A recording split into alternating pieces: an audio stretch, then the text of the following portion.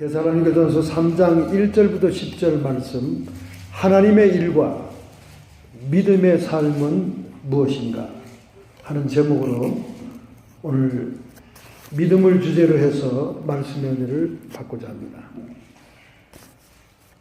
데살로니가전서 3장 1절부터 10절, 하나님의 일과 믿음의 삶은 무엇인가 하는 제목으로 말씀의 은혜를 받고자 합니다. 먼저 우리 성경을 교독으로 봉독하겠습니다. 3장 1절부터 10절입니다. 이러므로 우리가 참다 못하여 우리만 아덴에 머물기를 좋게 여겨 우리 형제 곧 그리스도의 복음을 전하는 하나님의 이름이 디모데를 보내노니 이는 너희를 굳게 하고 너희 믿음에 대하여 위로하고 누구든지 이 여러 환난 중에 여동치 않게 하려 함이라. 우리로 이것을 당하게 세우신 줄을 너희가 친히 알리라. 우리가 너희와 함께 있을 때 장차 올 하나를 너희에게 미리 말하였는데 과연 그렇게 된 것을 너희가 아느냐. 이러므로 나도 참다 못하여 너희 믿음을 알기 위하여 보내었노니 이는 혹 시험하는 자가 너희를 시험하여 우리의 수고를 헛되게 할까 함일러니.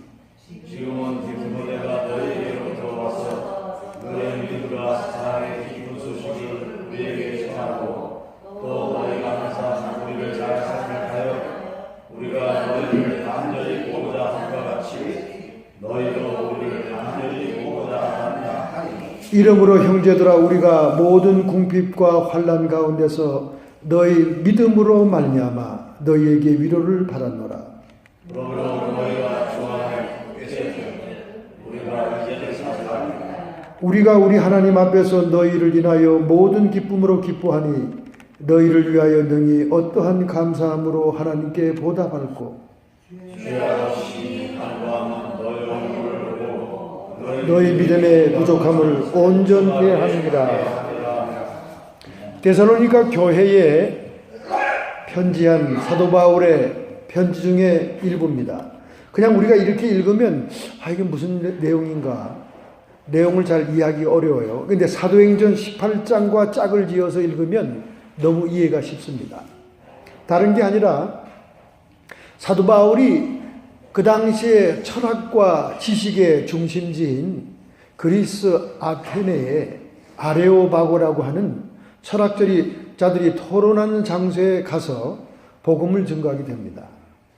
그런데 지식이 많은 사도 바울이니까 자신감이 있었고 그리고 홀로 갔습니다. 그리고 그 영적인 아들인 디모데는 데살로니가로 또 실라는 빌립보 교회로 보냈어요.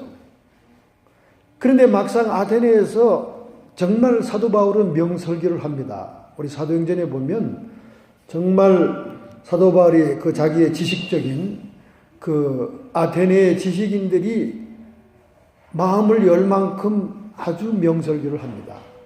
그런데 본래 지식인들은 교만이 들어있어요. 그리고 이 지식인들은 편협한 걸 싫어합니다. 편협한 걸. 편협하다는 말이 무슨 말이냐면 유일한 예수 그리스도만이 메시아다 하는 그런 편협한 교리를 아주 싫어해요. 그래서 현대교회도 마찬가지지 않습니까? 점점 문명이 발달하고 점점 지식이 발달한 것이 교회 안에 들어오게 되니까 오직 예수님, only Jesus라는 이 예수님의 유일성이 희미해지기 시작합니다. 왜냐하면 지식과 철학이 있는 다양한 학문과 학설을 배운 사람들은요, only 예수라는 말이 너무나 이상하게 촌스럽게 들리는 거예요. 듣기스럽게. 제 친구도 아주 철학의 쌍벽을 이루는 그 친구만 만나면 제가 하루 종일 서로 대화하고 싸우는데 지금 드디어 그 아이가 지금 출판사 사장을 하고 있다는 얘기를 얼핏 제가 소문을 들었어요. 아주 그 철학에 대해서 조예가 있어요. 결국 걔는 제가 전도를 못하고 왔습니다. 참 저도 어릴 학창 시절부터 전도를 많이 했거든요. 왜냐하면 우리 그리스도인들의 가장 중요한 임무가 전도입니다. 한 번은 뉴저지에 있는 어떤 목사님이 연락이 왔더라고요. 뭐냐면 너 나 기억하냐고 그렇게 연락이 왔는데 제가 중학교 때 자기를 전도했다는 거예요. 중학교 때. 그러니까 자기가 전도를 받아 서울대학 가고 서울대학에서 또 좋은 신학대학을 가가지고 목사가 돼서 목회를 하고 있다는 거예요. 야, 너 때문에 철없는 중학교 때 예수 받아들여가지고 지금 빼도 박도 못하고 있다. 이렇게 얘기하면서 농담하면서 어쨌든 내가 복음을 그 어린 나이에 나에게 전달해 주어서 내가 인생을 이렇게 귀한 인생을 사명받아 살고 있다고. 꼭 뉴욕에 오면 만나자. 뭐 이렇게 얘기하는 저는 생전 낯으니까 뭐 중학교 때 만나다가 뭐 이제 뭐 성인이 되고 나이가 다 차가지고 들리는 게 너무 낯설더라고요. 어쨌든 하나님께만 영광을 돌렸습니다. 하여간 지식이 좀 있다는 사람들, 많은 학설과 많은 지식을 쌓은 사람들은 예수님의 유일성이 촌스럽게 보여요. 그래서 지금 메이저 신학대학에 가면요, 예수의 유일성은 없어요. 미국에서 한다 하는 명문 메이저 신학대학들, 교단, 메이저 교단들, 주류 교단들의 신학대학 가면요, 한국 목사님들은 완전 촌딱들입니다. 예수의 유일성을 강조하지 않고 흐트러뜨려 놓으면 한국 목사님은 최소한 WCC 계통이 아니고는 못 들어주거든요. 그러면 강의 시간에 딱 들고 일어납니다. 나가버려요. 성경책 딱 들고. 그래 뭐 WCC들은 어차피 종교다원주의고 통합주의니까 앉아서 듣고 있지만은 지금 모든 신학교가 그래요. 그러니까 우리 한국어로 하는 이 신학대학이 얼마나 소중한지 모릅니다. 여기에서 개혁주의의 순수한 신앙의 정체성을 찾을 수 있거든요. 그러니까 아테네 사람들이 지식이 많으니까 교만해서 사도 바울의 설교 중에 가장 명설교였는데도 마음을 오픈하지 않았어요. 그러니 자기도 가말리알 문화에서 지식을 쌓고 당대의 유명한 문화에 공부를 한 사도 바울이 자존심이 확 상한 거예요. 막 좌절감이 확 온 겁니다. 아주 의기소침해진 거예요. 힘이 다 빠져가지고 온 것이 바로 고린도였습니다. 근데 고린도에 와보니까 얼마나 핍박하는지 몰라요. 고린도라는 도시 자체가 퇴폐하고 타락한 도시입니다. 항구 도시예요. 여러분 항구 도시라 그러면 대개 다 타락한 도시입니다. 저희가 부산과 인천 항구 도시에 살아봤는데요. 항구 도시는 아주 타락한 도시들이에요. 특별히 코린트라고 하는 그 팔레포나소스 반도에 있는 이 항구는요, 동서 문명의 모든 배들이 정박하는 항구였기 때문에 음란과 우상숭배와 그리고 부귀영화를 누리겠다는 세계의 야망가들이 다 모여서 도시를 형성한 데이기 때문에 아주 더럽고 추악한 도시예요. 그 흑암 같은 칠흑 속에 사도 바울이 빛을 들고 들어갔으니 얼마나 핍박이 많았겠습니까? 막 너무나 처음에 복음을 들고 들어가는데 위협적이고 막 박해하고 막 협박하고 이러니까 사도 바울이 뭐라 하냐면 내가 두려워하고 걱정하며 떨었다. 그렇게 신앙 고백을 합니다. 그런데 데살로니가 갔던 디모데가 오고 그 다음에 빌립보에 갔던 실라가 오면서 그 교회들, 이미 개척해서 세워진 교회들이 믿음과 사랑이 충만하다는 기쁜 소식을 들고 온 거예요. 그래가지고 막 사도 바울이 힘이 난 겁니다. 여러분, 우리가 복음의 전선에서요, 동역자들이 합류하는 것이 얼마나 귀한 일인지 모릅니다. 그래서 예수님께서도 복음을 증거할 때 꼭 두 사람씩 짝을 지어보낸 거예요. 한 사람이 의기소침하고 안 돼 하고 부정적인 생각을 하면 다른 사람이 아니야, 그래도 하나님 우리 함께 하셔, 이렇게 세우게 하려고 두 명씩 짝지어서 보내잖아요. 그러니까 동역자와 동료가 있다는 게 얼마나 행복한 건지 몰라요. 바울이 아덴의 실패와 고린도의 위협에서 두려움에 떨고 있을 때 동료들이 온 거예요. 그것도 기쁜 소식을 가지고. 오늘 이 본문에 보니까 디모데를 데살로니가에 보낸 것은 그들이 가지고 있는 믿음이 과연 올바른 믿음인가? 그리고 그들의 믿음이 얼마나 온전해졌는가? 너희들의 믿음을 시험해보고자 디모데를 파송했다는 겁니다. 그런데 디모데가 가져온 소식은 믿음과 사랑이 충만한 교인들이다. 이 기쁜 소식을 가져와 가지고 바울이 막 힘이 났습니다. 그래가지고 밤에 기도하는데 환상이 하나님께서 말씀을 준 거예요. 이 고린도에 내 택한 백성이 많다. 잠잠하지 말고 담대하게 전해라. 할렐루야. 동료들이 왔지요. 기쁜 소식은 들리니 보람이 있죠. 거기다가 환상 중에 성령께서 격려하는 말씀을 주니까 막 바울이 사기가 중천한 거예요. 그래서 말씀에 붙잡혀서 복음을 담력 있게 전파하기 시작합니다. 할렐루야. 그래가지고 1년 6개월 동안 고린도에서 복음을 증거해서 그 결과로 고린도 교회라고 하는 성령의 은사가 충만한 교회가 세워지게 되죠. 바로 오늘 그 배경이 되는 말씀인 거죠. 그런데 이 본문의 말씀의 주요한 포인트는 뭐냐? 디모데를 데살로니가 교회에 보낸 것은 그들의 신앙을, 믿음을 시험해 보겠다는 거예요. 여기 마지막 10절이 사도 바울의 마음을 알 수가 있는 말입니다. 10절, 3장 10절. 주야로 심히 간구함은 너희 얼굴을 보고 너희 믿음의 부족함을 온전케 하려 함이니라. 할렐루야. 사도 바울이 이렇게 자기가 관리하고 있는 교회들의 신자들, 특별히 데살로니가 교인들이 그들을 위해서 중보기도하는 가장 큰 기도의 제목은 뭐냐? 너희 믿음의 부족함을 온전케 함이니라. 여러분, 교회를 개척하고 교회를 지도하는 목회자들, 특별히 사도 바울과 같은 전 지역을 커버하는 선교사로서 그가 지나갔던 교회들의 그 믿음의 부족함이 온전해지기를 위해 간구하는 그의 절절한 심령을 우리가 오늘 본문에서 깨달을 수 있는 것입니다. 이 말은 오늘 여러분과 저에게 뭘 얘기하는가? 여러분과 저의 믿음이 온전하기를 원하는 것이 하나님의 심정이라는 거예요. 할렐루야.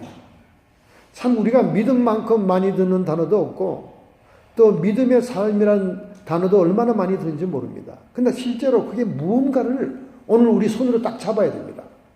분명히 그것을 아날리시스해서 딱 우리가 캐치업을 해야 돼요. 하나님 일과 믿음의 삶은 무엇이냐? 모든 사람은 다 믿음을 갖고 삽니다. 넌 크리스찬이나 다 믿음은 있어요.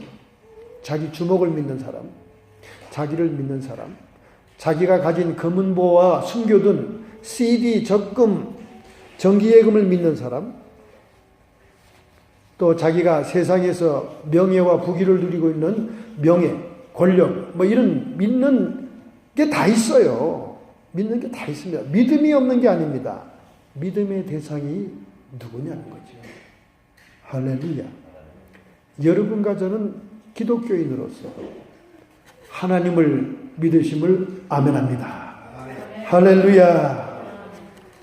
믿음의 대상, 우리는 하나님이에요. 하나님을 믿는 데 있습니다. 하나님도 여러분이 믿음이 있어야 기뻐하신다니까. 히브리서 11장 6절. 믿음이 없이는 기쁘시게 못하나니. 여러분과 제가 믿음이 없이는 하나님을 기쁘시게 못합니다. 얼마나 중요한 주제가 믿음입니까? 얼마나 중요한 주제예요. 아브라함 믿음의 조상을 하나님께서 칭찬하는 그 기록을 성령께서 로마서 4장 17절에 이렇게 기록합니다. 기록된 바 내가 너를 많은 민족의 조상으로 세웠다 하심과 같으니 그의 믿은 바, 우리 믿음의 조상인 아브라함이 도대체 뭘 믿었냐고 말입니다. 하나님은 죽은 자를 살리시며 없는 것을 있는 것 같이 부르신 이시니라. 할렐루야. 여기서 우리는 믿음의 내용, 믿음의 엑기스가 뭔가를 우리가 캐치업해야 됩니다. 믿음이 내용, 우리가 믿는다 그러면 하나님을 믿는다는데 믿음의 내용이 뭡니까? 그의 믿은 바 하나님은 죽은 자를 살리시며 부활의 신앙입니다. 없는 것을 있는 것처럼 부르시는 창조의 신앙입니다. 없는 빛을 빛이 있으라 그랬잖아요. 없는 것을 있는 것처럼 부르시는 자는 창조의 하나님, 창조의 신앙을 우리가 가지고 있어야 돼요. 그 다음에 죽은 자를 살리는 것은 부활의 신앙인 것입니다. 할렐루야. 그러니까 오늘 여러분과 제가 우리 믿음의 대상이 하나님인데 하나님의 무엇을 어떤 분야를 믿냐 그 말이에요. 그것은 하나님은 창조하신 분이고 하나님은 부활하신 분이다. 그 두 가지의 믿음의 핵심을 우리가 딱 붙들어야 돼요. 이걸 확인해 주는 것이 바로 히브리서 11장 6절입니다. 믿음이 없이는 기쁘시게 못하나니. 하나님을 기쁘시게 하는 믿음은 무엇일까요? 하나님께 나가는 자는 반드시 그가 계신 것과 창조의 신앙입니다. 하나님의 존재, 그 존재가 지구 우주 만물을 만드시고 나를 만드신 창조의 신앙이죠. 또한 그가 자기를 찾는 자들에게 상 주시는 이심을 믿어야 할지니라. 여러분과 제가 훗날 아버지의 나라 가서 상을 받을 거라면 이미 우리는 부활한 생명인 것입니다. 할렐루야. 그러니까 믿음이 없이는 하나님을 기쁘시게 못하는데 어떤 믿음이 하나님을 기쁘게 하냐 그 말이에요. 하나님이 계시다. 하나님이 천지를 만들었다. 창조의 신앙과 그리고 우리가 죽은 몸에서 살아나 부활해서 영원한 아버지의 나라에서 상급을 받는 면류관 있는 인생이 될 것이다. 이것이 우리 신앙의 핵심입니다, 여러분. 어떤 분들은 상급 얘기를 자꾸 하면 목사님 불순하게 뭔 맨날 상급으로 우리를 유인하세요. 나는 상급 필요 없어요. 이건 겸손이 아니에요. 교만입니다. 하나님이 주신다는데 주시면 공손하게 받아야지. 난 필요 없어요. 필요 없는지 있는지 지가 하늘나라 가봤어? 안 그래요, 여러분? 하나님은 온갖 면류관을 가지고 우리를 주신다는 거예요. 생명의 면류관, 의의 면류관, 썩지 않는 면류관, 영광의 면류관을 주겠다는데 난 안 받아. 그럼 지가 하나님보다 더 대단하고 더 똑똑하고 그렇다는 얘기 아니에요. 그죠? 주신다면 받는 거예요. 그가 자기를 찾는 자들에게 상을 주시는 자이심을 믿어야 할지니라. 할렐루야. 부활의 신앙이죠. 우리가 부활해야 그 상을 받잖아요. 그러므로 하나님 나라는 침노하는 자가 빼앗는다는 말이 맞는 거죠. 막 적극적으로 들이대 그냥 들이대서 상을 받을 인생을 살아야지. 지금 나이가 100세 150세대가 됐잖아요. 의학 기술이 발달해 가지고 이제 150살 산대요. 이제 곧 몇 년 후면 이 노인화되는 그 시스템, 세포의 시스템을 중지시키고 새로운 세포를 만드는 유전공학이 발표된다는데요. 이제 큰일 났죠. 예? 젊은 사람들은 전부 다 싱글로 혼자 살면서 아기를 안 낳고 나이 든 노인들은 점점 오래 살고 그래서 막 오래 사시는 분들 얘기 들어보면 아이고 이제 드라마 보기도 지겨워요 목사님. TV 앞에 앉아있는 것도 아주 골 때네요. 빨리 그냥 갔으면 좋겠어요. 무의미한 생활이니까 의미가 없는 생활이니까. 우리는 이 장수시대에 우리의 남은 생애를 바짝 하나님 나라를 위해서 점수를 따놔야 된다니까. 아니 지금 방평생을 다 애들 때문에 인생을 다 소모했잖아요. 애들 키우고 뒷바라지하고 맨날 학교 라이드하고 학교 라이드 하다가 시간 없으면 교회도 못 가고 이런 인생을 살다가 아이들에게서 자유해지고 자녀들에게 자유해지고 모든 것이 시간 여유가 있는 노년의 이 황금기에 우리는 더 바빠진 거예요. 더 마음이 급해진 겁니다. 근데 이때 전부 다 그냥 틈만 있으면 놀러 갈 궁리만 해요. 두 다리가 후들거리기 전에 세도나도 가보고 두 다리가 후들거리기 전에 파리 에펠탑도 올라가 보고 막 여행 돈 푼게나 있다 그러면 여행 가는 데 눈이 뻘게. 돈이 없어도 여행을 업으로 삼는 사람은 싸게 갈 수 있는 무슨 비법이 있어요. 그러니까 여행에 눈이 뻘겋습니다. 제가 오늘도 저희 교인들에게 말했어요. 노년이 될수록 여행 가려고 눈을 불을 켜지 마라. 눈을 불을 켤 것은 하나님 나라에 들어가 많은 열매를 주님께 안겨드림으로 많은 면류관과 상급을 받는데 목표를 세우자. 그러면 죽기 전에 꼭 보아야 될 100곳 이런 건 어떻게 그냥 남겨놓고 갑니까? 이 무식한 사람들아, 이 세상은 하늘나라의 지극히 조그만 그림자에 불과해. 하늘나라에는 이 세상의 관광지보다 더 찬란하고 아름답다니까. 그 나라에 가서 살면요, 여러분이 오늘은 좀 답답하다, 폭포를 좀 봤으면 좋겠네, 이렇게 마음만 먹으면 폭포 옆에 와 있다니까요. 순간이동처럼. 그 폭포가 얼마나 찬란하고 아름답고 무지개가 펴있고 양사방에 상상할 수 없는 꽃들이 피어있으며 아름다운 새들이 날아가요. 제가 봤기 때문에 그래요. 여러분. 봤기 때문에 자신 있게 얘기하는 거예요. 기도하다가 하나님께서 보여주셨대요. 세상에 미련을 두지 말라는 거예요. 세상 것을 가지고 너무 환장하고 취하지 말라는, 하나님 나라에 다 있다는 겁니다. 그러니까 뭐 죽기 전에 가봐야 될 100곳 필요 없어요. 하늘나라에 가면 몇 배 더 찬란하고 순수하고 깨끗한 아름다움이 우리를 기다리고 있습니다. 그러니까 여러분과 제가 나이가 들수록 이제는 여행 갈 궁리만 하지 말고 무슨 세도나에 가서 길을 받긴. 지난 주간에 그냥 떼거리로 세도나 갔다 온 한국 팀들이 있는데, 그래서 내가 그랬어요. 기존 받고 왔습니까? 그냥 누워있다가 하늘에 별 보고 왔는데요. 세도나가 별거 아닙니다. 전부 다 붉은 바위죠? 네. 참 바위가 붉고 땅이 다 붉대. 그거는 철분이 많아서 그래요. 철분이 많은 땅은 자기장이 더 많이, 마그네틱이 많이 생성되기 때문에 마치 기가 오는 것 같이 느껴지는 것이지, 결코 그게 뭐 하늘에 우주의 기가 내리는 게 아닙니다. 우리가 기를 받으려면 하나님으로도 받아야지. 할렐루야. 뭘 쎄도 나간다고. 그래서 그 돌멩이 사는 잠깐 누워있다 내려와서 그 옆에 있는 아울렛에 가서 명품들만 사가지고 왔다네. 아니 그 명품들이야 이 동네도 있는데 뭐. 그렇잖아요. 여기 길로이도 있고, 여기 또 어딥니까, 저기 페어필드 가는 데도 있고, 뭐 오만 데 다 있는데 뭐 세도나까지 가가지고 무슨 눈에 불을 피고 샤핑을 해. 아이고 답답합니다 여러분. 답답해요. 우리는 믿음이 있어야 하나님을 기쁘게 합니다. 그래서 하나님의 최대의 감신사는 여러분의 믿음이 온전해지는 거예요. 아브라함과 이삭이 하고, 그들을 왜 본토 친척 아비의 집을 떠나게 하고 가나안 땅으로 이동시키면서 그리고 텐트 장막 생활을 하게 했겠습니까? 그것은 그들의 믿음의 성장을 가는 곳마다 사건을 만나면서 믿음이 자라고 온전하게 하기 위해서, 믿음이 조장되게 하기 위해서 그렇게 합니다. 그래서 우리가 성경을 열심히 읽다 보면 아브라함이 이렇게 믿음이 자랐네, 이렇게 믿음이 자랐네, 우리가 알 수가 있죠. 로마서 1장 17절입니다. 복음에는 하나님의 의가 나타나서 믿음으로 믿음에 이르게 하나니 기록된 바 오직 의인은 믿음으로 말미암아 살리라. 믿음은 한번 생기면요 그냥 머물러 있는 게 아닙니다. 믿음에서 믿음에 이르게 한다. 믿음의 수준이 높아지기 시작한다는 거예요.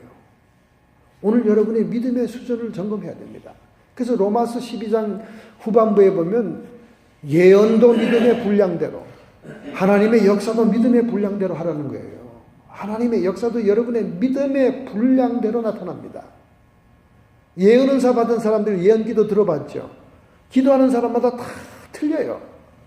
그들이 하나님의 계시를 받는 그 계시의 수준 정도가 그 사람의 믿음의 분량에 의해서 나오기 때문에 그래요. 나오기 때문에 그렇습니다. 하나님은 여러분과 제 믿음에 반응한다는 사실을 기억해야 됩니다. 할렐루야. 하나님의 역사를 방해하는 것은 하나님의 능력이 없어서 모자라는 게 아니라 하나님의 자녀들의 믿음이 준비되지 않았기 때문에 그래요. 할렐루야. 제가 한국에 부흥회 다니면서 교회들마다 차이가 있더라고요. 교회들마다. 어느 교회 가면 막 하나님의 역사가 막 자지러지게 일어나는데 어느 교회 가면 꼭 장례식에 온 것 같아요. 그래서 하나님께 제가 숙소에 돌아가서 기도합니다. 하나님, 도대체 이 교회는 왜 이렇게 장례식 하는 수준입니까? 제가 설교하기가 참 어렵네요. 먼저 그들에게 하나님을 온전히 믿을 수 있는 믿음을 강조해라. 그렇게 가르쳐 주더라고요. 믿음이 바닥이 났다는 거예요. 그 사람들. 믿음이 중천하는 교회는 막 하나님에 대한 기대가 크니까 하나님이 쏟아부어 줄 수밖에 없는 거예요. 아니 장독두공을 엎어놨는데 어떻게 빗물이 고입니까? 장독두공을 이렇게 바로 놔야 빗물이 촉촉촉 해가지고 그걸로 뭐 물을 쓸 수도 있잖아요. 믿음을 뒤집어 엎어놓고 너 얼마나 재밌게 하는가 한번 보자 이러는 거예요. 한국에는요, 부흥회 가서 1시간 설교하면요, 부흥 강사가 설교 준비도 안 했고 성의도 없다고 얘기합니다.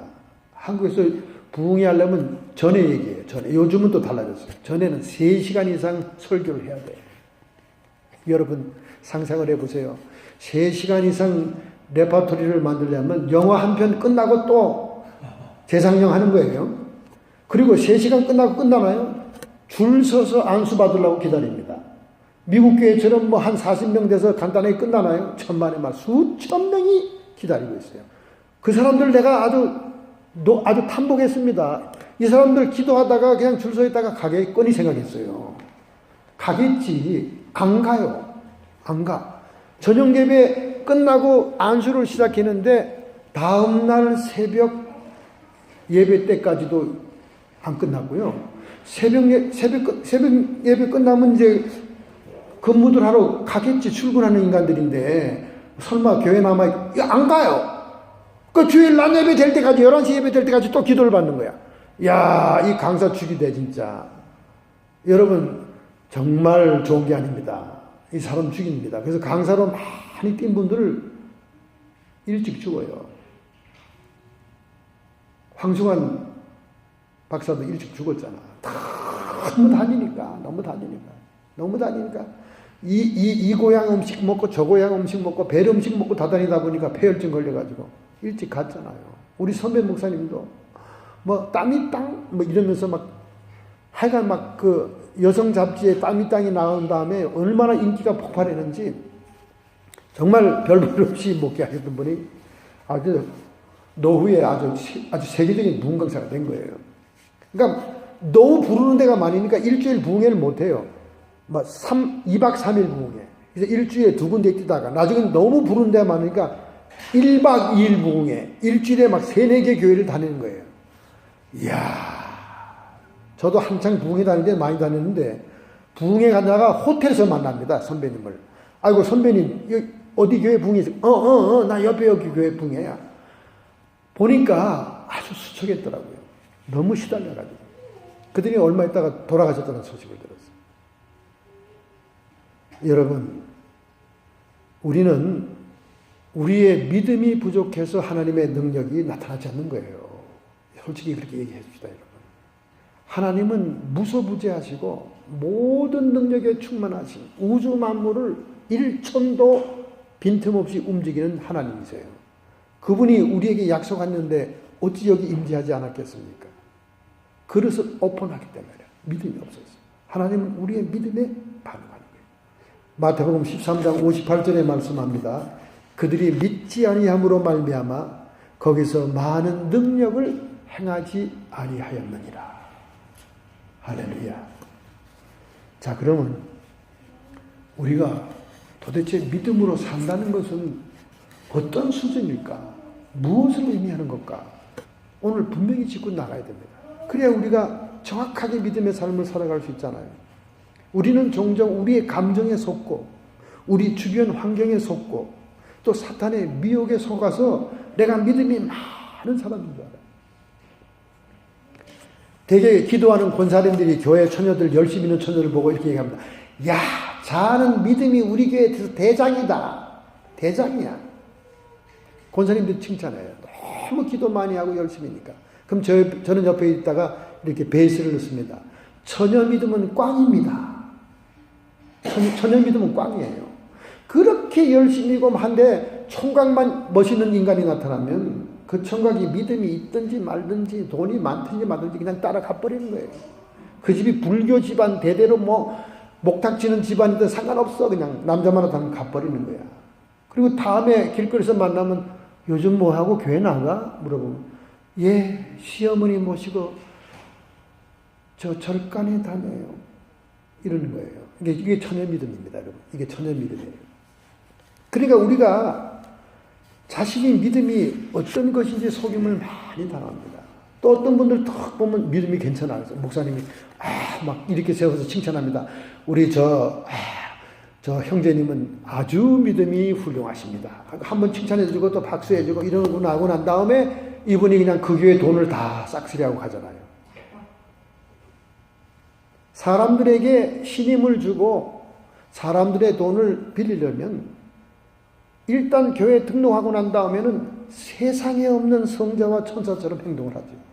목사님한테는 헌금을 척척 드리면서 또 목사님들은 헌금이 많이 올라오는 사람이 신경 쓰여 자꾸. 믿음이 좋네. 그래서 믿음이 좋다는 것이 딱 확인이 되는 그 순간부터, 더구나 목사님이 탁 한번 칭찬해 준 다음부터는 교인들이 무장해제죠.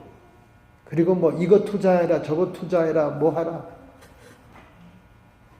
제가 지어낸 얘기 아니에요. 제가 LA에서 목회할 때, LA 얼바인에서 목회할 때 24hour 저녁에 목욕하러 가잖아요. 목욕하러 가면 어떤 한국 분이 자기 부인하고 와서 목욕을 하면서 굉장히 밝고 명랑한 거예요. 막 사람들하고 인사하고, 외국 사람들도 오러 가는 사람, 그러니까 완전히 24hour의 통반장이야 그분이.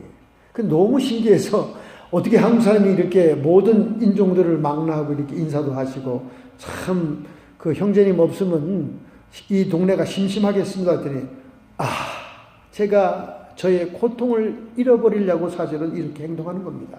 그래요. 그래서 제가 사실 올바인에 새로 개척했으니까 한번 그 고통을 나누기 위해서 우리 교회 한번 오시겠습니까? 가겠대. 오겠대. 그래서 온대. 여지껏 교회를 쉬었다는 거야. 근데 뭐 목사님을 새로 만났으니 가겠대. 그랬더니 그 다음 주일날 정말 왔더라고. 얼마나 감사해요. 약속을 지키니까. 두 부부가 다 와서 앉아있더라고요. 그래서 이제 통성기도 시간에 막 통성기도 하는데, 통성기도가 막 소리가 웅장웅장 하는데, 통성기도 하는데 글쎄 이 남자가 글쎄 땅을 치고 우는 거야. 통곡을 하면서. 그러니까 그 사람의 울음보가 터진 거예요. 그러니 내가 이거 예배 인도하다가 이분이 울음이 안 고치니까 통성기도를 거칠 수가 없잖아요. 무슨 사연이 있는가 본데. 그래서 제가 이제 내려가서 먼저 이제 통성기도를 마치기 전에, 아이고 저 형제님 이제 다음 순서로 넘어가야 되니까 조금 절제 좀 해주세요. 그러니까 하고 이제 울음을 그쳤어요. 그리고 제가 예배 후에 상담을 좀 하자. 도대체 왜 그러냐? 그랬더니 자기가 장로한테 돈 20만 불을 떼었다는 거야. 자기는 먹지도 못하고 쓰지도 못하고 그렇게 애써서 번 돈 20만 불을 노후 자금으로 탁 한국은행에 CD 정기적금으로 넣어놨다는 거예요. 이자만 또박또박 받고 있었는데, 자기가 나가는 그 교회 장로가 자기의 사업 플랜을 쫙 제시하면서 막 당장 큰 돈을 줄 것처럼 얘기하더라는 거예요. 근데 자기가 덜컥 투자를 했다는 거야. 그랬더니 그냥 장로님이 파산 선고하고 주행량을 쳤다는 거예요. 그 다음부터는 하나님도 원망하고 교회도 원망하고 장로도 원망하고 그런 장로를 세운 목사도 원망하고, 그게 가슴에 맺혀 그게 상처가 너무나 깊어서 자기는 교회를 안 나가고, 그렇게 체육관에 가면 사람들하고 막 얘기하는 거로 자기의 고통을 풀었다는 거예요. 그러니까 그분도 분명히 믿음 있는 집사요, 믿음 있는 분이었을 겁니다. 근데 이런 환난을 만나니까 사탄이 그를 공격해서 그의 믿음을 싹 다 빼가지고, 우리가 노란 계란 노른자에 구멍 뚫어서 마시듯이 그냥 그 믿음을 싹 다 빼간 거예요. 그러니까 오늘 여러분과 저희가 어떤 것이 믿음의 삶인가를 분명히 해야 됩니다. 자, 분명히 합시다. 첫째, 나는 지금 이 일을 하는데 하나님을 기쁘게 해드리기 위한 것인가? 아니면 내 만족을 위한 것인가? 내 믿음의 삶, 즉 하나님의 일을 한다는 사역자들이 믿음의 삶의 첫 번째 기준입니다. 자기의 영광을 구하는 것인가? 하나님의 영광을 구하는 것인가?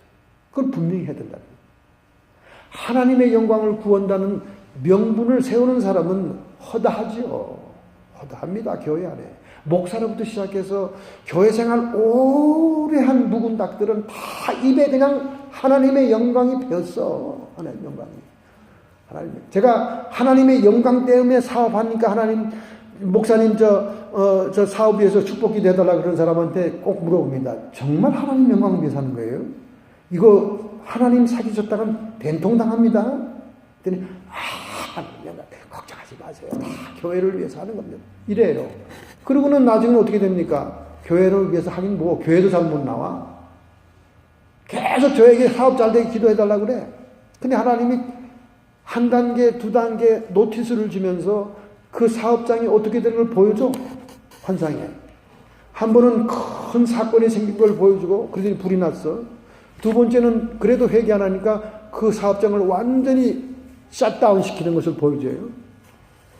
여러분, 이런 환상을 봤다고 해서 담임 목사가 자기 양한 사업장에 가서 그 얘기하기 어렵습니다. 참 어려워요. 그거는 교인을 잃어버릴 생각해야 됩니다. 그러나 저는 잃어버릴 생각으로 그 얘기를 합니다. 왜? 그 영혼을 구하기 위해서. 다행히 그분이 삐까지 않고 잘 받아들였어요. 받아들였는데 결국은 그 사업장을 팔아도 하나님이 그대로 보여준 대로 치시더라고요. 상한 사람이 도로 토해내야 될 정도로 그런 역사가 일어납니다. 여러분, 하나님의 영광을 위한다는 립싱크 안 돼요. 립싱크 잘하는 사람 목사님들 명분 전부 다 하나님 영광이야. 그리고 뒤로 지 아들한테 교회 세습하고 하나님 영광 뭐 이러면서 헌금 강조해놓고 지 부동산 투기하고 뭐 수도 없어. 한국 사람들 수도 없어. 한국은 부패는 이루 말할 수 없어.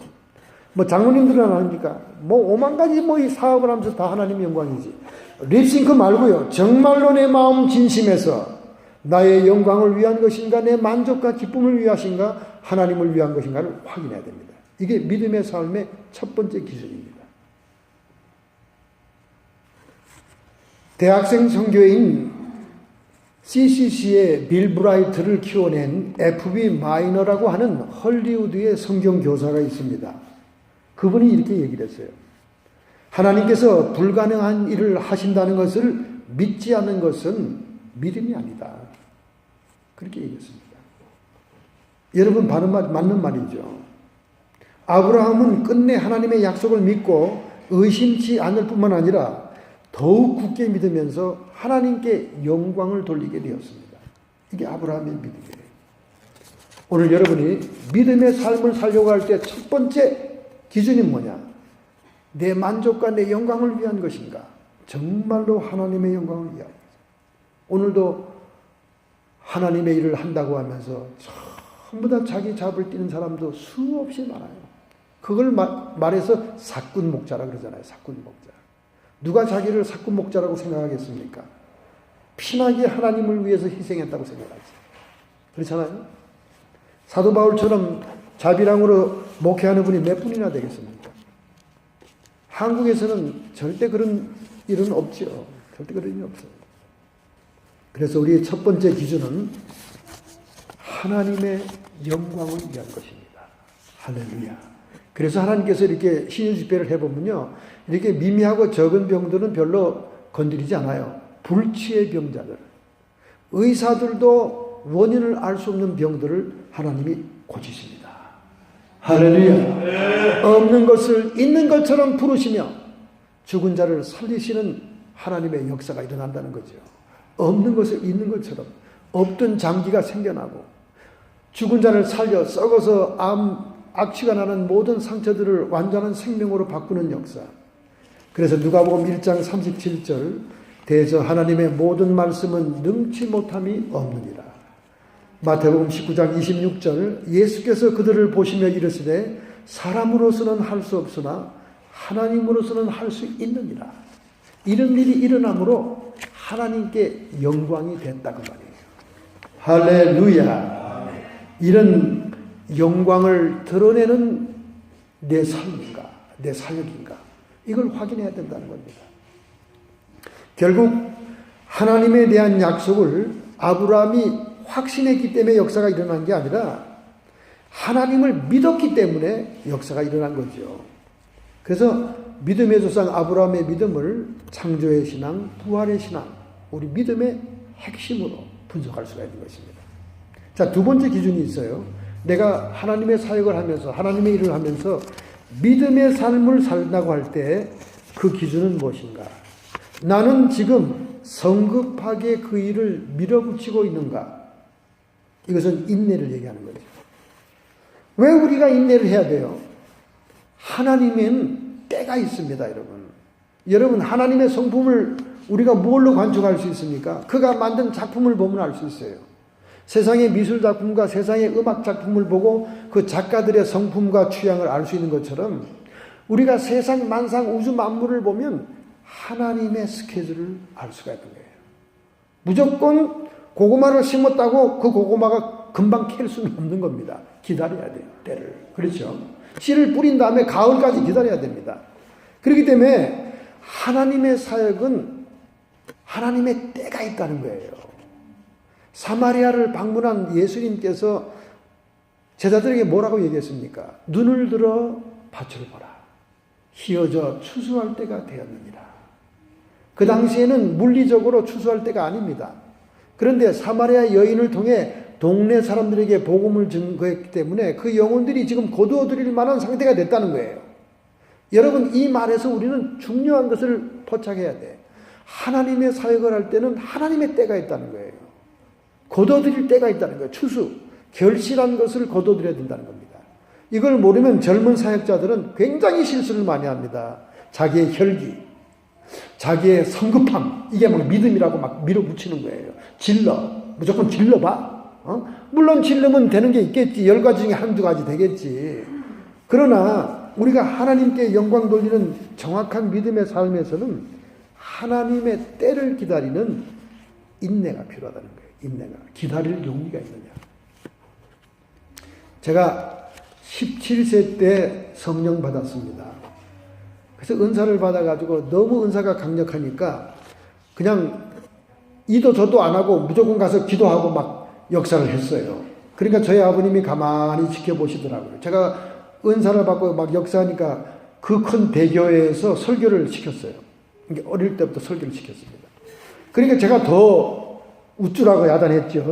뭐 설교도 하고 또 내려가서는 기도도 해주고 하니까 우쭐했죠. 새벽 기도는 거의 저한테 시켰어요.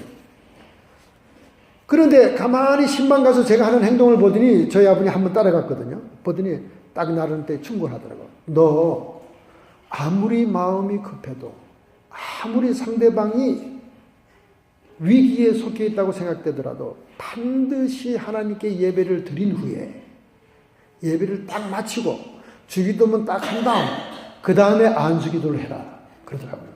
아유 아버지 뭐 맨날 교회에서 예배드리고 뭐 가정예배도 들었을 거고 막 이런데 급한데 뭐 빨리빨리 해야지 뭐 그게 아니라는 거예요. 네가 하나님께 먼저 영광 돌리는 예배를 드리는 순간 하나님께서 너에게 기름 부음이 있다. 그 기름 부음을 따라 환자를 상대해야지.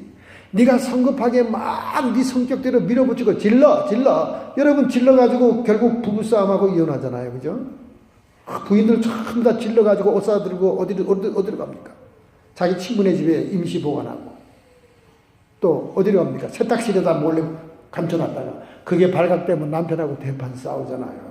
아니 당신은 이렇게 계획성이 없이 쇼핑 중독자야. 근데 이 질러 귀신이 붙어서 그렇거든. 질러 귀신이 막 질르는 거야. 막 질러 카드 긁어 그냥. 여러분 사역자들도 마찬가지예요. 무조건 질르면 되는 게 아닙니다. 하나님 앞에 우리가 잠잠히 기다릴 용기가 있어야 돼요. 왜? 먼저 성령께서 인도함을 기다려야 됩니다. 우리가 이렇게 상담을 계속하고 있어도 성령이 이렇게 영적으로 교류하면서 자꾸 정보를 줘요. 힌트를 줍니다. 그런 감동과 그런 스타팅 포인트를 우리가 캐치할 때 질러도 질르고 한 걸음 뛰어도 뛰는 거지 무조건 혈기로 하면 안 된다는 거죠. 이게 믿음의 삶의 두 번째 기준입니다. 나는 기다릴 용기가 있는가? 하나님의 인도와 하나님의 기름 부음을 기다릴 수 있는가? 자꾸 자기가 성급하면 육신이 나오게 됩니다. 육신이. 근데 젊은 사역자들이 그런 실수를 많이 범해요. 많이 범합니다. 그러니까 목소리는 쉬고 악은 많이 쓰는데 별로 결실이 없어요. 무대뽀로 그냥 밀어붙이니까 힘으로. 그런데 이제 나이 든 목사님들은요 힘이 붙여. 힘으로 할 수도 없어. 하나님이 주시는 걸 가지고 조용한 음성대로 하면요 폭발적인 역사가 일어납니다. 악을 안 써도 되고 제시처를 뭐 강하게 안 해도 되고 겁박을 안 줘도 되고 그러니까 여러분이 노련하고 세련된 사역자가 되려면 조금 기다려야 돼요. 한 템포 기다려야 돼요. 그러면 성령의 인도가 있습니다. 할렐루야. 너무 성급하게 밀어붙이면 육신적인 불신앙이 나오는 거예요. 그것도 일종의 자기 자랑이요. 자기에게 영광을 돌리기 위한 행동이 될 수 있는 겁니다. 조심해야 돼요. 조심해야 돼요. 참 조심해야 됩니다. 로마서 14장 23절 믿음을 따라 행하지 아니하는 것은 다 죄니라. 이 죄의 정의가 이렇게 무서울 수가 없어요. 가면 갈수록 더 회개할 게 많습니다. 예수님을 믿지 않는 불신앙이 죄였고 세상의 모든 불의한 것들이 죄였는데 이제 예수 잘 믿는다고 하는 사람, 믿음 좋다고 하는 사람들, 주님의 사역의 사명을 감당하는 사람들에게 있어서는 믿음을 따라 하지 않으면 그게 죄라는 거예요. 그게 죄라는 거야. 그러니까 우리가 얼마나 침착하게 주님을 영광스럽게 예배하면서 성령의 기름 부음과 인도하심을 기다려야 되냐 그 말이죠. 할렐루야. 아그네스 샌포드, 제가 지난번에 소개했죠. 성공의 목사 사모님인데 자신도 병을 많이 앓았고 그의 친구도 병을 많이 앓았는데 너무 목사님들이 병에 대해서 관심이 없으니까 자기가 친구를 위해 기도하다가 아무리 기도해도 친구가 병이 안 낫는 거예요. 자기는 병을 나은 체험을 했기 때문에 그 체험으로 기도해 줬는데 그래서 하나님께 계속 기도하니까 하나님이 바라봄의 법칙을 그에게 가르쳐 줬잖아요. 그죠? 바라봄의 법칙. 예수님께서 빌라도의 뜰에게서 채찍에 맞아 피를 흘림으로 우리의 질병을 짊어 지신 환상과 그리고 내가 완전히 치유함을 받은 완성된 모습을 머리에 그리면서 그게 믿음의 그릇을 마련하는 거죠. 하나님을 바라볼 때 질병의 치유가 일어나기 시작한 거예요. 할렐루야. 그것이 20세기의 오순절 펜타코스탈 힐링 운동을 한 사람들에게 강력한 영향을 준 원본이 된 거예요. FM이 된 거예요. 아그네스 샌포드 여사의 그 책이. 그래가지고 그분들이 강조하는 게 뭡니까? 나았다고 믿으라! 나은 모습을 상상하라! 얼마나 강조합니까? 그게 또 효과가 있다니까. 그게 믿음을 준비하는 거니까요. 그럴 때 거기에 하나님의 성령의 기름 부음이 있으면 그대로 선포해서 기적이 일어났죠. 할렐루야. 그러므로 믿음으로 말미암지 않은 건 죄라는 거예요. 얼마나 사역자들에게 무서운 얘기입니까? 자, 세 번째 기준이 있습니다. 여러분이 하나님의 일과 믿음의 삶을 산다는 세 번째 기준은 뭔가? 우리가 하려고 하는 이 사역이 하나님의 말씀에 근거한 건가? 그게 중요하다는 거예요. 아유, 목사님, 뭐 하나님 사역을 하는 사람이 말씀대로 안 하는 사람이 어디 있습니까? 그냥 추상적으로 얘기하는 게 아니라 말씀을 구체적으로 적용하냐 그 말입니다. 하나님의 약속을 구체화해서 적용하냐 그 말입니다. 파푸아뉴기니아에 선교사가 처음 파송됐습니다. 이 지구상에 식인종이 아직도 살아있는 곳은 파푸아뉴기니아입니다. 덩치 좋고 허여멀건한 백인 선교사가 딱 도착하고 선교사 막사에 들어가니까 그 동네에 소문이 나고 그 식인종 떼거리들이 밤에 횃불을 두고 꽹과리를 치면서 선교사의 집을 포위하기 시작한 거예요. 그리고 불을 질러버리면서 뛰어나오는 선교사를 잡아먹으려고. 얼마나 기가 질렸겠습니까, 선교사가. 그는 그의 집에 제단에서 무릎 꿇고 하나님 기도합니다. 하나님, 내가 이곳에 도착한 지 하루도 지나지 않았습니다. 그런데 이 밤에 저들이 나를 식사하기 위해서 횃불을 들고 꽹과리를 치고 수없이 밀려오고 있습니다. 나를 불쌍히 여겨주시옵소서. 나를 좀 살려주시옵소서. 도당성에서 엘리사가 살아 있었던 것처럼 게하시는 미처 보지 못했지만 엘리사가 하나님의 일을 계속할 수 있었던 것처럼 도단성의 기적을 나에게 주십시오. 이 선교사가 구체적으로 하나님 말씀을 인용한 겁니다. 막 꽹과리 치고 횃불을 들고 막 아우아우 그러고 막 소리를 지르던 원주민들이 갑자기 조용해지더니 그날 밤에 다 사라져 버렸어요. 그리고 그 다음부터는 절대로 선교사를 해코지하지 않고 동네 나가서 복음을 증거하고 애들에게 말씀을 증거하고 그들을 찬양을 가르쳐 아무 일도 없는 거예요. 그들이 결국 몇 개월이 지나서 추장이 예수 믿고 하나님께 돌아왔습니다. 그리고 그의 부족들은 다 예수 믿게 됐어요. 교회가 이제 세워지게 되었습니다. 그런데 이 추장이 선교사 집을 처음 방문하러 오면서 자꾸 온 데를 휘둘러 보는 거예요. 기웃거리면서. 기웃거리는. 그래서 이 선교사가 웃으면서 뭘 그렇게 찾냐고, 뭘 기웃거리냐 그랬더니, 아니 그날 밤에는 분명히 불칼을 든 군대가 선교사의 집을 완전히 포위하고 있었습니다. 우리는 겁에 질려서 다리가 떨려서 전부 다 절을 하고는 조용히 물러갔어요. 그 군인들이 다 어디 있습니까? 하고 물어보는 거예요. 그러니까 이미 믿음의 사람이 됐으니까 추장에게 설명을 했어요. 성경에 엘리사가 있던 도단성에 아람 군대가 쳐들어오니까 그 군대를 하늘의 군대가 에워싸서 그들이 물러갔습니다. 그와 같은 역사가 나에게도 있었던 겁니다. 그들은 천사의 군대입니다. 그럴 수도 있군요.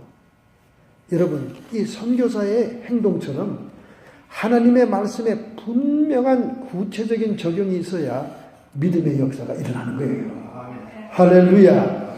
아무리 우리 행동이 합리적이고 아무리 상식적인 행동이라도 말씀과 상관이 없는 것이라면 믿음의 행동이 아닙니다. 뭐 정의가 어떻고 공의가 어떻고 사회정의가 그런 거 소용없어요. 하나님의 말씀에 어긋난다면 그거는 믿음의 삶이 아닌 거예요. 그러므로 우리는 현재의 현황과 현재의 실상을 바라보지 말고 말씀의 약속을 믿어야 됩니다. 할렐루야. 네. 아브라함이 하나님의 약속의 말씀만 믿었다면 오늘날 저 시리아 사건은 없어요. 오늘날 저 중동의 이란의 책동도 없습니다. 저 이스라엘이 저렇게 고생 안 해도 돼요. 하나님 말씀만 믿었다면. 근데 어떻게 됐어요? 그 사랑스러운 아내 사라가 자기가 경도도 끊어지고 아브라함도 이제 늙어 죽을 몸인데 도대체 하나님이 몸에서 난 자식을 준다 했으니 자기는 감당이 안 되니까 하나님을 도와주자는 심장으로 아브라함에게 제안을 하잖아요. 저 애굽에서 데려온 하갈을 내가 넣어드릴 테니 그에게서 자식을 보십시다. 자꾸 저러니까 아브라함도 하나님을 기쁘게 하는 것보다 당장 눈앞에 있는 여왕마마가 더 무섭잖아요, 사실. 그죠? 여러분도 사실 그렇잖아요. 눈앞에는 여왕마마가 더 무섭지. 사라를 기쁘게 하기 위해서 그 말을 들어 하나님을 기쁘시게 하지 않고 하나님의 말씀에 어긋나게 취해서 자식을 낳은 게 이스마엘이고 그 이스마엘이 아랍 족속이고 그 아랍 족속이 오늘날 지구의 종말의 전쟁까지 갈등과 분쟁을 일으키고 있잖아요. 무섭습니다, 여러분. 그렇잖아요? 그 이스마엘이 태어나서 자랄 때까지 13년, 14년 동안 하나님이 아브라함을 찾아오지 않았어요. 침묵했어요.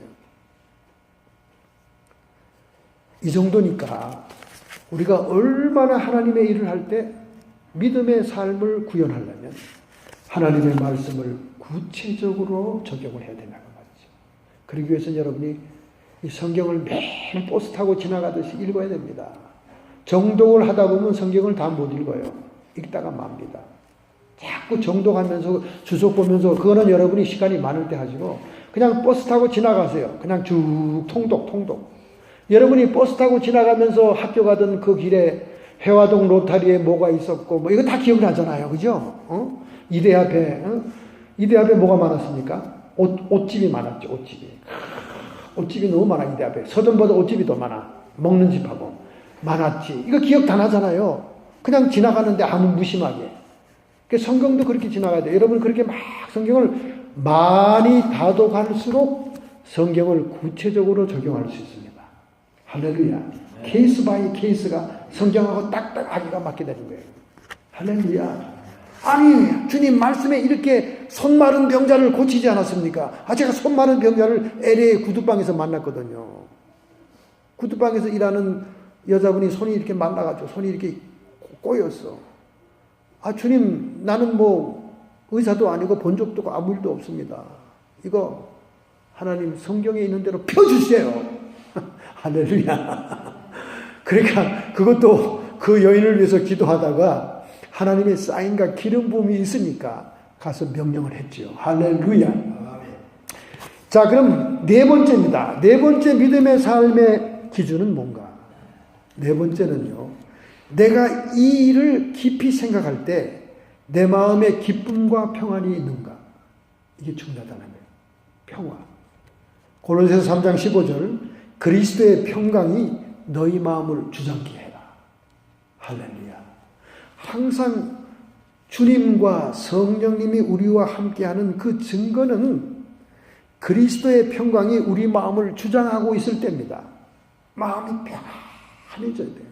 옆에는 막 남편이 욱박 지르고 뭐 애들이 막 발광을 하고 그러는데 내 마음에 막 평화가 있고 이거 주님이 주시는 거예요. 그리고 막 직장 상사가 나를 괴롭히고 막 정말 때려치고 싶은데 마음의 평화가 있고 이거 주님이 주시는 거예요. 할렐루야. 그런데 하나님 일을 한다고 하면서 뭔가 쫓기는 것 같고 뭔가 초조하고 막 강박관념에 막 어쩔 줄 모르는 건 귀신이 주는 겁니다. 귀신이 주는 거예요. 귀신이 3단계로 여러분에게 역사하죠. 첫째는 obsession입니다.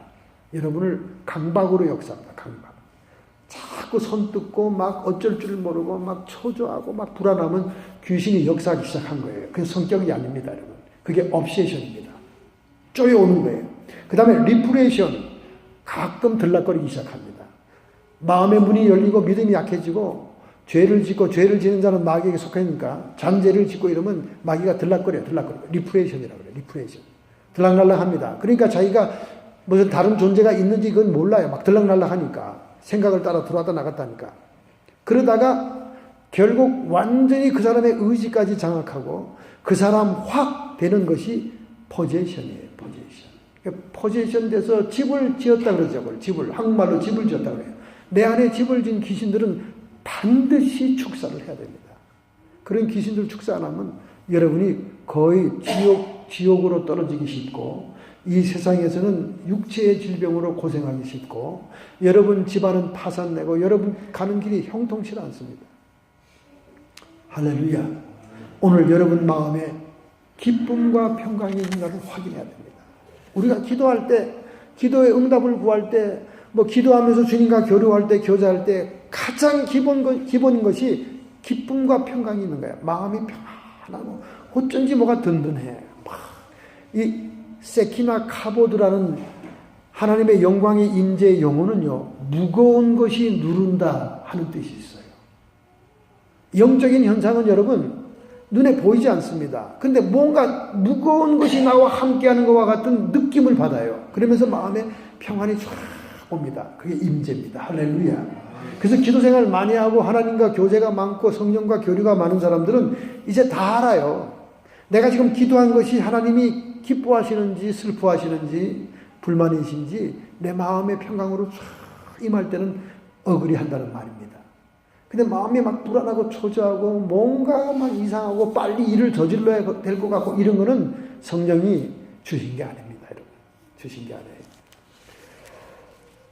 세상 철학은 무조건 믿어라. 그러면 믿는 대로 될 것이다 하는 신념을 얘기하지만은 우리 기독교의 믿음의 삶은 그 믿음의 대상이 하나님이라는 것을 분명히 해야 됩니다. 할렐루야. 자, 그럼 구약의 예를 한번 들어볼게요. 창세기 16장. 아브라함 부부에게 아기를 준다고 얘기했습니다. 그런데 그들이 아무리 자기들의 현재 시츄에이션과 육체의 환경을 보면 도저히 아기를 낳을 수가 없어요. 그러니까 먼저 여자들이 센시티브 하잖아요. 여자들이 이건 하나님을 도와드리고 알아서 기라는 얘기구나. 그래서 남편에게 하가를 주는 거예요. 후처로. 그 당시의 문화, 그 당시의 상식으로는 딱 맞는 얘기입니다. 아주 올바른 행동이에요. 부인으로서. 그렇지만 하나님의 섭리에는 맞지 않은 행동이었죠. 그래서 결국 아브라함은 하나님께 영광을 돌리기 위해서 일을 했습니까? 아니죠. 우선 아내의 성화, 아내를 기쁘게 하기 위해서 그 일을 했다고 말이죠. 자기 영광을 구한 겁니다. 두 번째, 기다릴 만한 마음이 있었냐? 전혀 없었던 거예요. 그 이삭이 나는 때가 있었어요. 하나님의 때가 있었던 거예요. 13년, 14년 후에 때가 있었습니다. 99세 될 때 하나님의 천사와 함께 셋이 그 집을 찾아오잖아요. 내년 이맘때 너에게 수태하게 될 것이다. 하나님은 분명한 때가 있습니다, 여러분. 무조건 여러분 덤비면 안 됩니다. 봉서나 열매도 톡 건드려서 터질 때가 있는 거예요. 그 시퍼런 거 아무리 뜯은가면 안 터져요.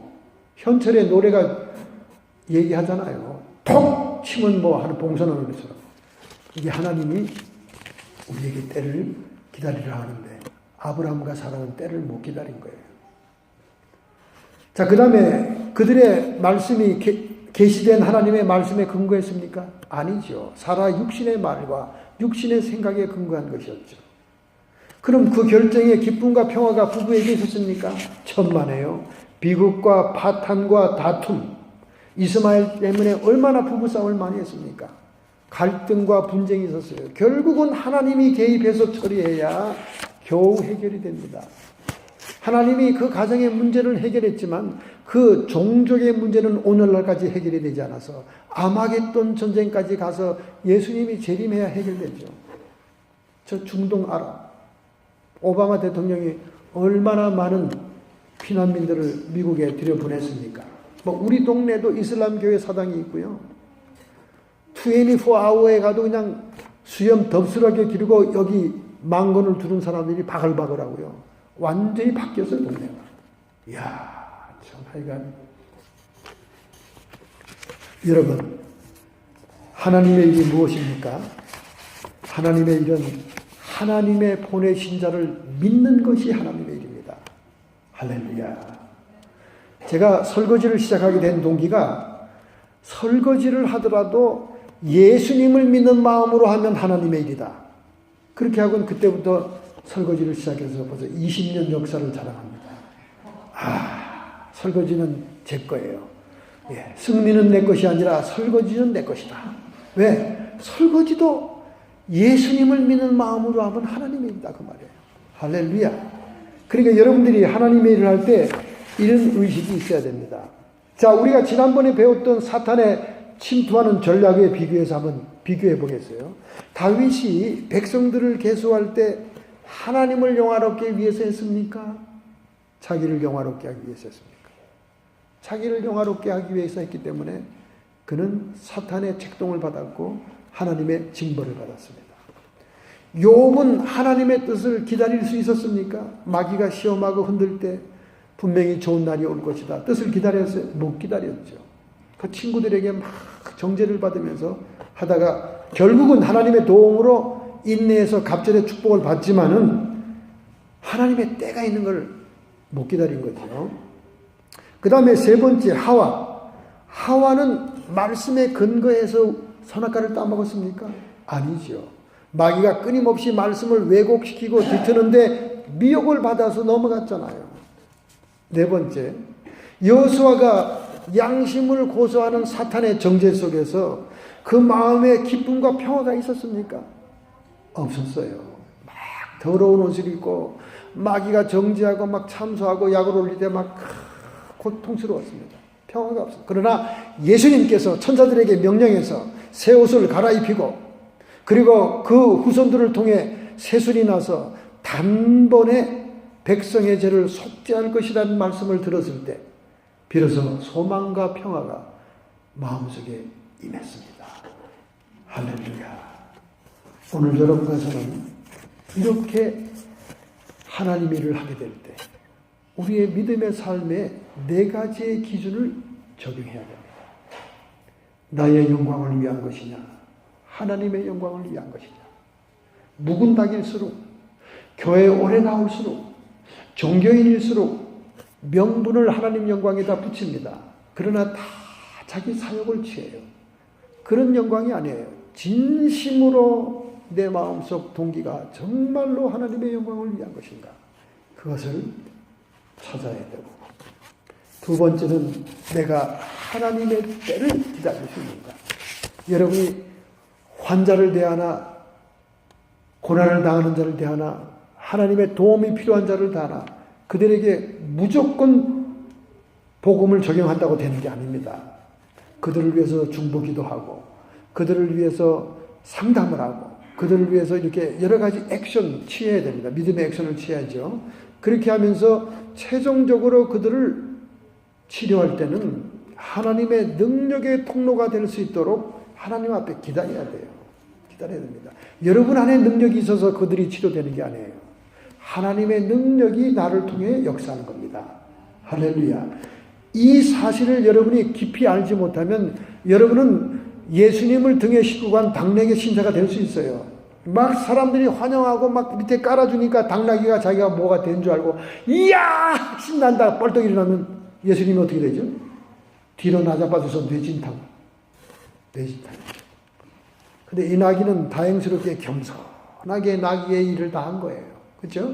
여러분과 저는 예수님을 등에 싣고 가는 나귀 신세인데 내 발밑에 월계수를 깔아주고 호산나 찬송을 부리니까 이야 나 출세한다 그러는 순간 예수님은 내동댕이 치는 거야. 얼마나 오늘날 그런 사역자들이 많습니까? 자기가 앞서고 예수님은 어디 서라죠.